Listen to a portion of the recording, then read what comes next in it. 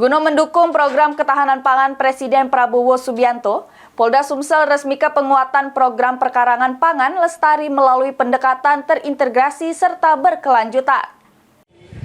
Selamat pagi Polda DIY, apakah terdengar suaranya dari pusat? Melalui Zoom serentak di seluruh wilayah, Polda Sumsel resmikan penguatan program perkarangan pangan lestari dihadiri pejabat utama Polda Sumsel di lapangan Komplek Pakri Palembang. Selain nanam sejumlah sayuran pecak cabai, tomat, serta terong, Kapolda bersama Bayangkari juga menanam hasil panen jagung manis. Kapolda Sumsel menyebut penguatan program pekarangan pangan lestari ini untuk mendukung program ketahanan pangan yang digagas Presiden Republik Indonesia Prabowo Subianto.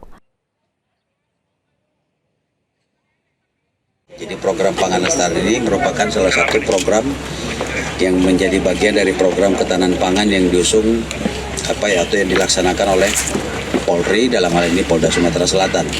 Saat ini kita berada di lokasi pekarangan pangan lestari di Komplek Polri Pakri. Tadi rekan-rekan melihat kita baru saja melakukan penanaman beberapa varietas termasuk cabai, tomat, terong. Sekaligus kita juga barusan secara simbolik memanen jagung manis. Kedepan Polda Sumsel juga bakal melakukan panen rayo jagung pakan di wilayah Ogan Ilir pada 26 Februari 2025.